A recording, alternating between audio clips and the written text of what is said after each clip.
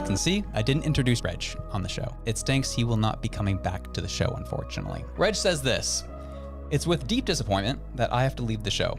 Unfortunately, some of the topics that we touch are very sensitive in nature, and this has led to some of the comments being seen as problematic. Because of my connection to a provincial body, I had to take the decision to step away. I will always be a believer in the show of the everyday person and keeping a critical and watchful eye on those elected to lead us. That said, I must also acknowledge that I have a duty to my growing family and also to my career aspirations, including pursuing my doctorate.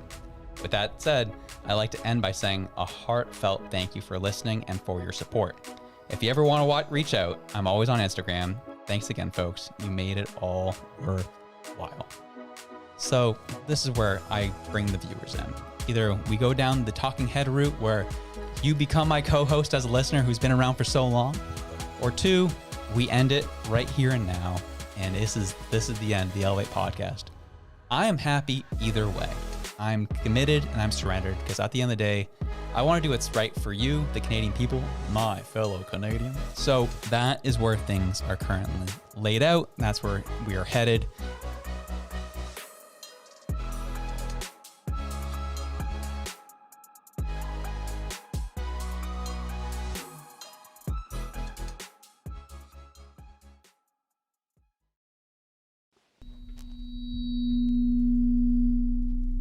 For years, I've been telling you guys, it's not take no for an answer. To not give in to the pressures around you.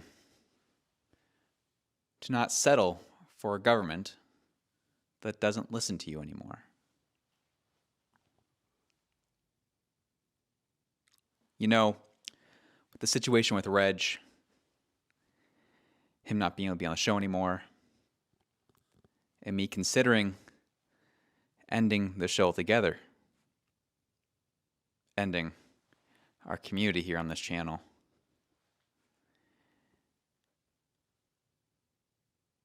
is me giving in to them. It's me taking no for an answer.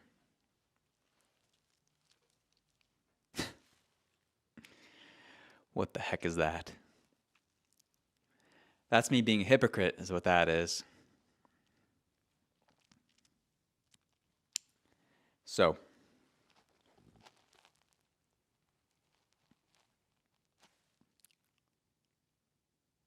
you know what?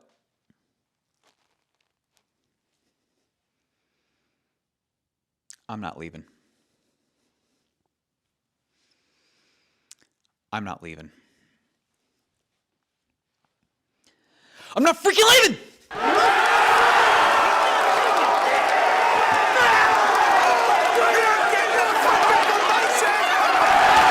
The show goes on.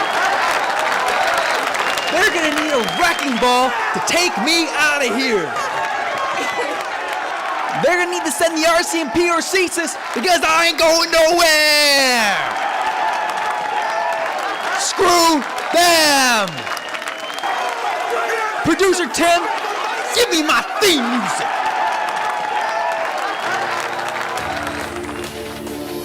Innovation is in our veins. Soon the whole world will know our names. Sharing our knowledge and freedom reign. We here for the people, you know it's our way. Setting foundations is part of the dream. It doesn't matter if you're new to the game. Listen up now, cause we all gon' say, elevate, elevate, elevate, higher, elevate, elevate, elevate, higher. We gon' rise up, we all gon' shine. Work through adversity, stay on the grind. Elevate, elevate, this is our time. Elevate, elevate. Welcome to the Elevate Podcast, everyone. It's so great to have you all on one more time. It's your boy, Josh, and I'm grateful to be back on with you yet again. We have a lot to get into on this Tuesday night episode of the Elevate Podcast. We're pumped. We got some MPs in the house. Was saying, maybe Mark Gerretsen, anyone looking to possibly, get his butt sued for saying stupid things in the on his X account. And getting some repercussions for it, as well as we'll be getting into the Bloc Quebecois seizing an opportunity with the NDP falling out of a position to work with the Liberal government. And then as well, there's some nonsense happening in a by-election out in Vancouver. And again, it's just this country is in a different spot. It's a little discouraging to watch. So this is kind of where we're at. This is what's happening. We're gonna be covering a couple of these topics, hitting you in the comments shortly after, and we are grateful to have you all on with us. Really hope you enjoyed that starting spot for y'all. I worked so hard on that to make it as cringe as possible to get the people going, as we saw, and kind of that lead up. I brought it to you guys. What are we gonna do? Are we going to pack it in, or am I going to continue this on my own? And well, the comment section on YouTube was astounding. On top of all the emails that I got, on top of all the DMs I got, on top of all the DMs that Reg got, it was made loud and clear. I can say it literally with enthusiasm that 100% of you who commented said, the show must go on. And to that, we're very thankful for that. And we will do that. And we'll make sure to do that for all of you. And we will allow the show to continue. So a couple of things we'll be addressing today. First off, we just wanted to get into some of the, what's the word I'm looking for? Polls that's happening out here. So the Conservatives are holding on pretty strong at 212 when the seats they need for a majority are 172. Liberals are kind of falling as per usual. Nothing's really changing there. Nothing's really different. And so we'll kind of see what happens there. But the NDP is doing what the NDP does. They're kind of faltering, flailing around, and they're not really doing a whole lot. So we'll see what the Bloc does here, trying to take over for the NDP and trying to work with the Liberal government to make things happen. We'll address that later in the show, what's happening there. But let's get to the nitty gritty. Let's get to not burying the lead. So Mark Gerretsen came out and was talking about a reporter by the name of Cat Canada who works for the, why am I spacing their names? This is why it's tough to do it live. The Counter Signal. There it is. So Cat Canada works for the Counter Signal. And so what ended up happening was the fact that Mark Gerretsen came out on his X account and said, I finally blocked someone on here today. I draw the line at foreign government paying you to engage online. Parliament needs to study this, and this person needs to be brought before committee to answer questions. And he screenshotted Cat Canada's account with him blocking her, and that was wild to see an MP do that. Jennifer L. did a really good piece on this on TikTok of kind of, Mark Gerretsen's never really been in her good books in general. He is kind of scummy in a lot of ways. And, you know, most politicians are pretty scummy in general. But he kind of takes the cake because he's a troll scummy. Like, he's very troll, and he's not a huge fan of the guy. So the fact he came out this and came after a journalist, in some ways also a private citizen, is tough to get behind. He swiftly took that tweet down. But before he did that, Cat Canada had to make this abundantly clear to the people. Let me make one thing clear.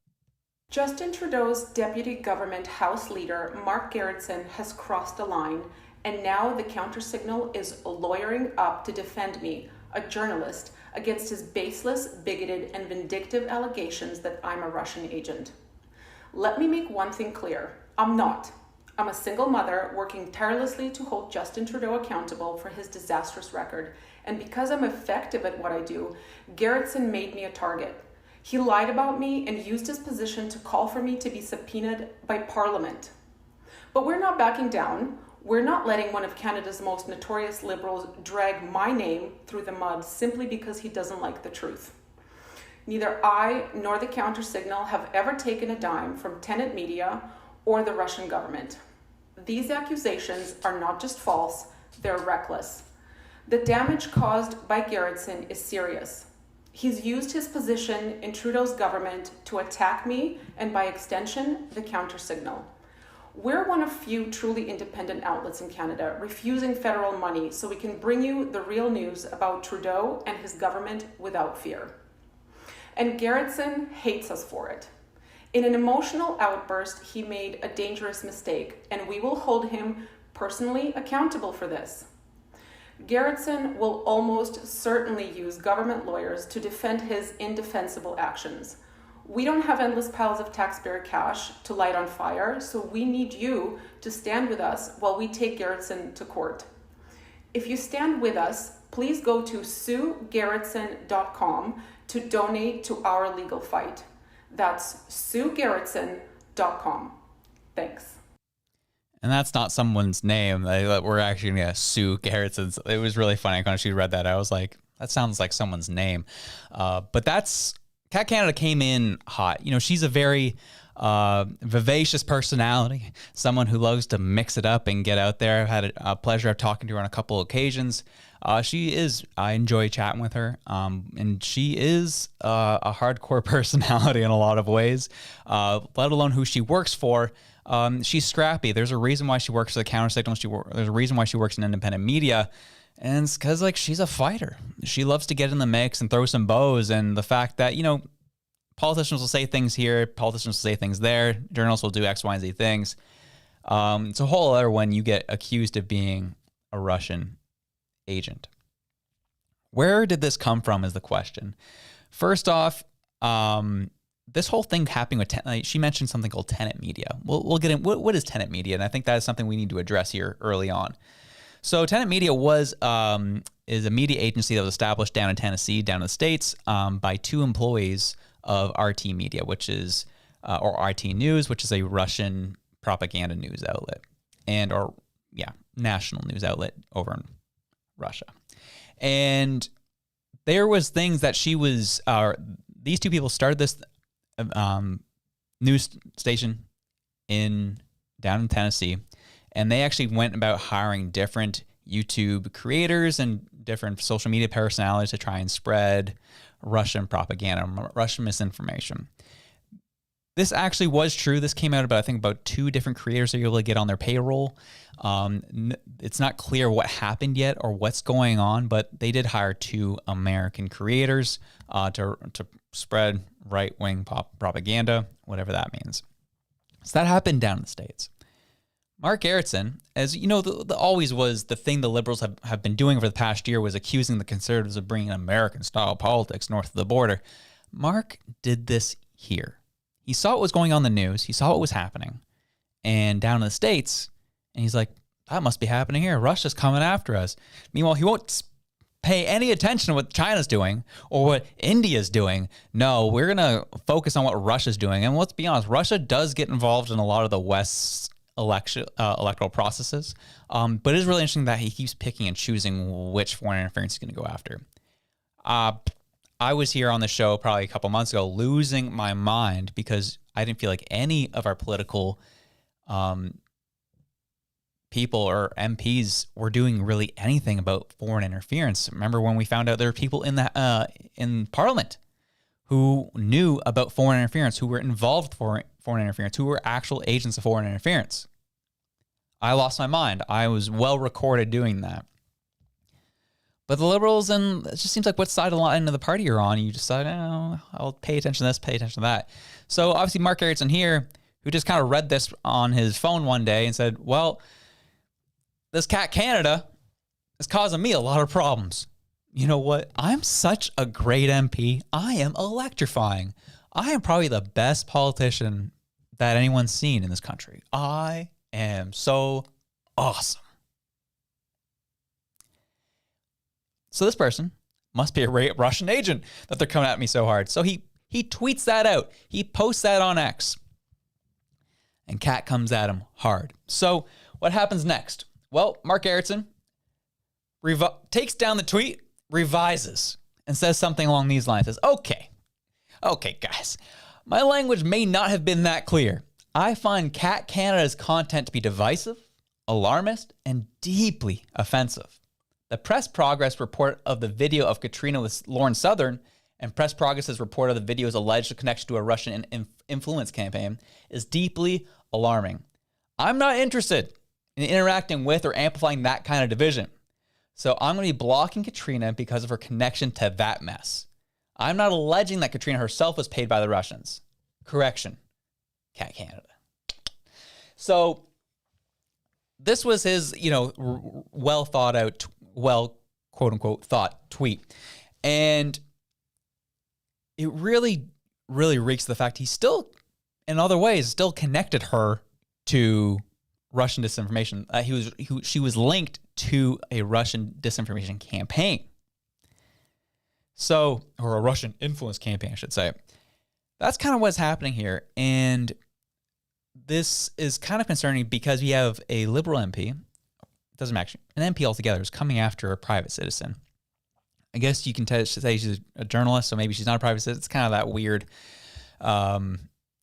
gray line, middle ground that's happening there. But like, she's an independent journalist. Yeah, she's gone after the Liberal government, whatever. It's kind of weird to be able to come out about a citizen and saying that you are under Russian influence with nothing to back it up. He's got nothing. Many people have posted about this, have talked about it, and he still pulled away some terminology to make sure he doesn't get in total trouble and get his pants completely sewed off, but to still allege that she's linked to this, it's pretty wild. And that is a concern in general. So we'll see what happens of this. We'll see how we move forward. We'll be kind of keeping in the know of what's going on. Obviously, we're keeping an eye on what's happening with tenant media because that's starting to unfold in the States and what's happening there. But it's just a classic liberal, this particular Liberal Party move. Someone's disagreeing with us, they must be far right. Someone's disagreeing with us, they must be Russian disinformation. We're seeing it south of the border right now. As we're getting closer and closer to that American election, the conversations around Russian misinformation, Russian influence campaigns is racking up like crazy. But we won't talk about the plethora of other things that are happening where we see the Democratic Party completely infiltrated by foreign entities. We won't talk about that. We won't talk about all the ways the Liberal Party up here is corrupted by foreign entities. But we'll point the finger over at Russia. Russia. Here we go again. So that's kind of what's happening there. We'll see. We'll keep moving on and moving forward. Second story that kind of took place is this was concerning, I would say. It was interesting. A by-election over in BC has taken place. And one of the candidates, NDP candidate, had this photo taken, put on a pamphlet. And, you know, running in a by-election on the federal level is a great opportunity in this country to do. You get to represent the people of the country that you are representing. You're excited to do this. So naturally, you're running for this party, running under the NDP banner in Canada. You'd think you'd put a Canadian flag behind you, but he didn't. He decided to put a Palestinian flag up, and this got the eye of a lot of people. Mainly everybody, but there is one entity in particular that was very interesting in how they respond to this. The NDP party themselves defends the Montreal by-election candidate Craig Sauvé over Palestinian flag on pamphlet. So the NDP is leaping to the defense of Montreal by-election candidate Craig Sauvé after he was criticized for using a Palestinian flag on an election pamphlet. Craig Sauvé included a maple leaf on the leaflet in question and frequently posed with the Canadian flag and Quebec flags, both of which he deeply loves and respects, says in a statement from the party. It's ludicrous to suggest that when a politician is seen with another flag, it's un-Canadian, whether that's the Ukrainian flag, the Israeli flag, the Palestinian flag, or other nations. We want to make sure we put a Ukrainian and Israel first before we brought in Palestine. Sauvé, a Montreal city councillor, is running in what's shaping up to be a tight race in the riding of La Salle et Mer Verdun, formerly held by ex-Justice Minister David Lametti. The vote is set for September 16th. The pamphlet, which has drawn criticism from the Conservatives and the Center for Israel and Jewish Affairs, depicts Sauvé on the cover with the Palestinian flag flying behind him. What are you doing? What is going through your mind? I get that we live in a multicultural society. I get that you're going to be representing people from a wide variety of banners and flags. Get it. We understand it. Makes sense. But guess what? People are coming to Canada to seize the opportunities that are here, seize the life that we have here. Canada is a place that you should be proud of. It's a place that has drawn the interest of people from all these different countries. That is awesome. The fact that we were able to make that, build something here that people want to come to is awesome. So as someone who is running on a federal level, why would you not want to represent that? Why would you put the flag of another country on your pamphlet? It's a question that should be asked without the accusation of racism, without the accusation of Islamophobia. It's a legitimate question. If I went to another country and was running for politics in that country, I would find it weird if I showed up in Jamaica running under the Canadian flag. Like, what are we doing here? So this begs the question, we're going to keep a close eye on this by-election. What's going to happen? This really caught a lot of people's attention. I'm curious. I'm going to be looking more into the rioting altogether. It looks like the NDP are going to get smoked regardless. But the concern about all this was, sure, you have a candidate that poses with a different flag as a part of their campaign material. But it was the doubling down of the party that really caught my attention.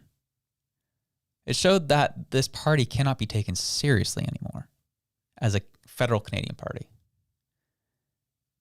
They can't be trusted if they're not going to put the values of their riding, the needs of the people in their riding, first. That starts with the flag that you run under. That's a question that we all are asking ourselves. What is happening here? And why the quick defense? Well, we know why. We know the conflict between Palestine and Israel has been concerning. If you support Israel, that makes you one person. If you support Palestine, that makes you a specific person. But we typically ought to look at our politicians and figure out we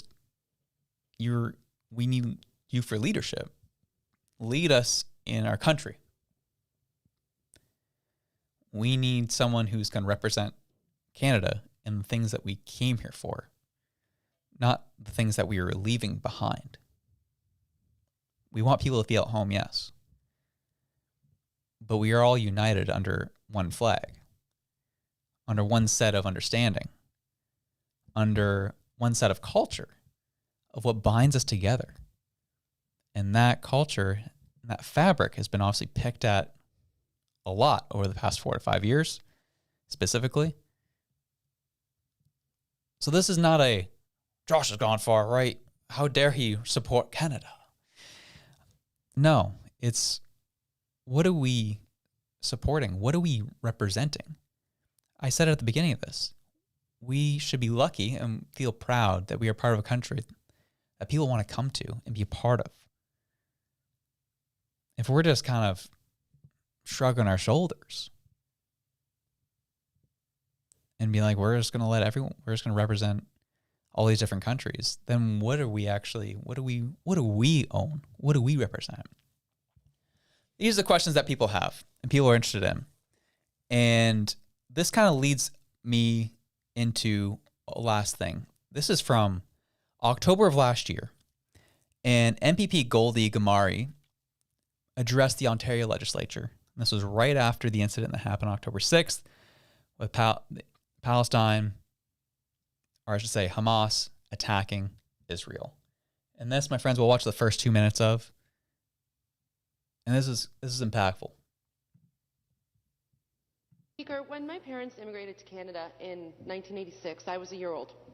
And the reason that they immigrated to Canada from Iran is because in 1979 there was an Islamic revolution, and our once free and democratic country was taken over by radical Islamists, was taken over by terrorists, and was taken over by fascists who actually executed over 40,000 communists in the late 80s.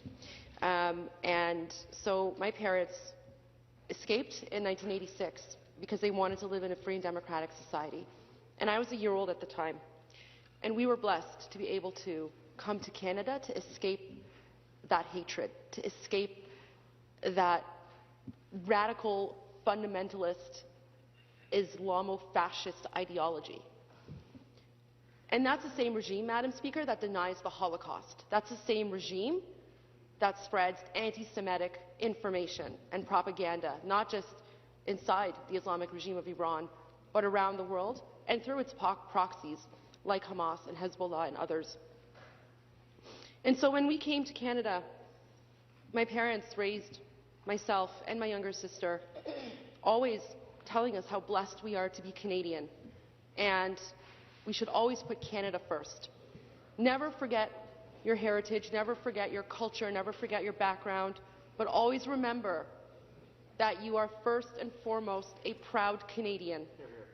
And what that means, Madam Speaker, is you come here to embrace culture and diversity and accept people for who they are, and you leave the problems of your home country behind.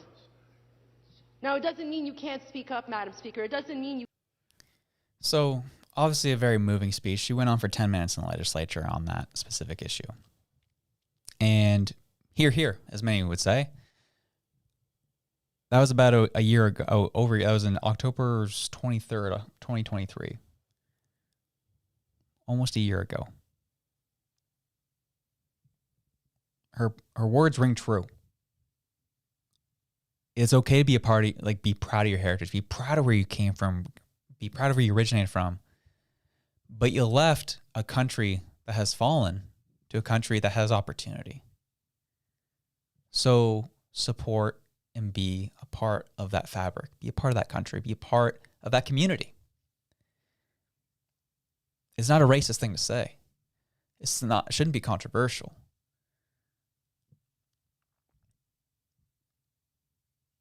And we'll leave it at that. Because we talked about last week, the NDP tearing up the supply and confidence deal. And well, just like clockwork, we talked about 3 different scenarios that could happen. Either Poilievre's going to push Singh in the House of Commons to vote, see where he lies. Will he actually stick to his guns? Or will we see the Bloc Quebecois come in and try to save the minority government, try to get something for themselves?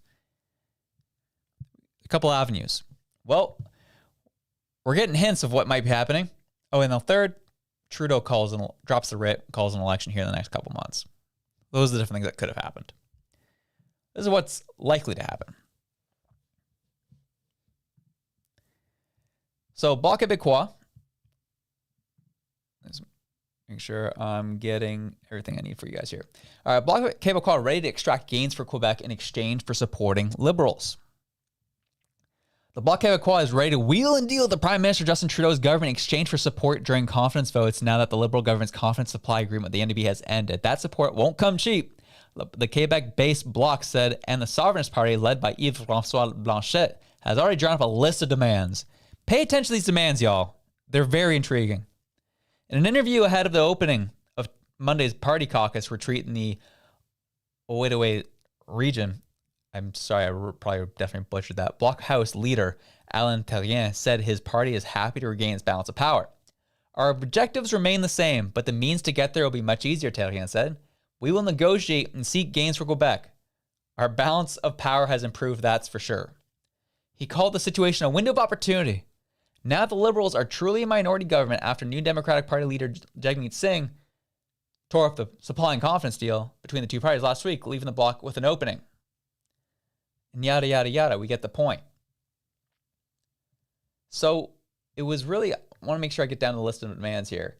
Here he goes. On the Bloc's party list is gaining royal recommendation for Bill CC 319, which aims to bring pensions for seniors aged 65 to 74 to the same level as that paid to those aged 75 and over. So, interesting. We're getting to retirement, pension stuff. Cool. Let's read the rest of it. A bill with budgetary implications that comes from a member of parliament, as is the case here, must necessarily obtain royal recommendation before third reading, failing which the rules provide that the Speaker of the House will end the proceedings and rule it inadmissible. The Bloc wants to obtain more powers in immigration matters, particularly in the area of temporary foreign workers and recoup money it says is owed to the province. The demands concerning seniors' pensions and immigration powers are easy, feasible, and clear, Tarian said. It's clear that it will be on the table, and I can tell you I'm the one who will negotiate, he added. The Bloc also wants to see cuts to money for oil companies, more healthcare funds for provinces as demanded by premiers, and stemming or eliminating Ottawa's encroachment of pure provincial jurisdictions. So the piece to me that was really interesting here was wanting more control of immigration. Been reading and going into it a little bit. Quebec hasn't been terribly happy with the immigration levels that they're seeing in their province. And my guess is here, they want to have control of immigration. They want to have say of what immigrants they let into their province is likely what they're going to negotiate. And I can hear Reg's voice right now. Is like, why are they a party? How is this even fair? We're dealing at a federal level, government. And the party that's going to keep us from getting an election doesn't even run in all the provinces. They just run in one province. And there's like, as long as we take care of Quebec, we'll keep this government going. Huh? What are we doing here? What's happening? These are the concerns that we're having and what is going on.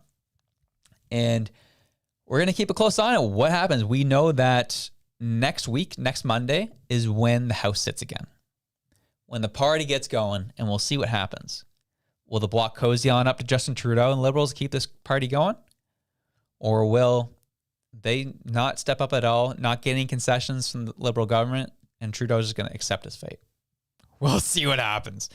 Well, I'll be very interested in what happens next year. And that is it for today's show. We will be doing more bonus content here fairly soon. We're dropping here at 10 o'clock Atlantic time, 9 o'clock Eastern. Do you know what happens? That's a presidential debate that's going on. It's taking place. And we're going to be live streaming it all here. I'm going to be actually sitting down with a guest here. And we'll be kind of going back and forth, talking about the different questions that are coming up, how each of the candidates are going to be answering. And we'll be covering a little bit of American politics from essentially 10 to 11, about an hour and a half. We'll have some fun. So feel free to cozy up. If you if you just want to watch the debate on its own, go for it. But if you want to watch the debate with some commentary, we'll be here. So we'll be hopping back on here in about 25 minutes. Last but not least, I want to mention, be careful of disinformation, misinformation on both sides. We talked about last week how this X account, Vicky, blocked us for simply saying, get a majority next time. And there was a Alberta Twitter X account that came out and suggested that they found who runs the Vicky Campbell account. And we simply asked, they put this person's name out there, what they do for a living, this, that, the other. And we simply asked one question, was, what details did you discover that linked this person to that account? It's a simple question. And this account got really frustrated and said, you don't follow me. I don't know you. Had you really want to know, you would have done an X search before your insolent question. The answers were there. God bless the mute button. I was like, bro, someone just linked me to this. And you can't even step up to it. The conservative nonconformist X account. Be watchful on both sides. Just because it sounds good for your side doesn't mean you need to believe it. These people, as soon as one question was asked, folded like a cheap suit. We got some support from Jennifer L. and Auntie Allie on this as well. And They blocked Auntie Alley real quick, and they likely blocked us. Let me double check here. Oh no, they kept us in the loop. Thank goodness. But it was just, we asked a question, and they got offended. People get offended at a simple question. Tells you everything you need to know. So we'll leave it at that.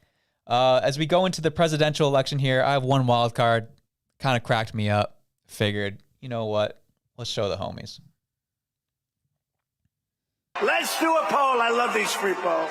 Do I call her Comrade Kamala Harris or do I not? I use that term. I don't know if it's good. Is it good or not? Tell me. Let's do a poll. I'll say yes or no. Yes.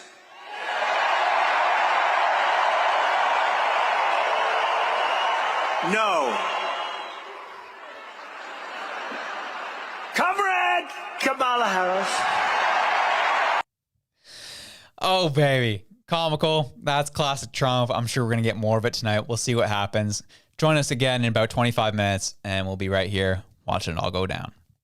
Catch you in a bit.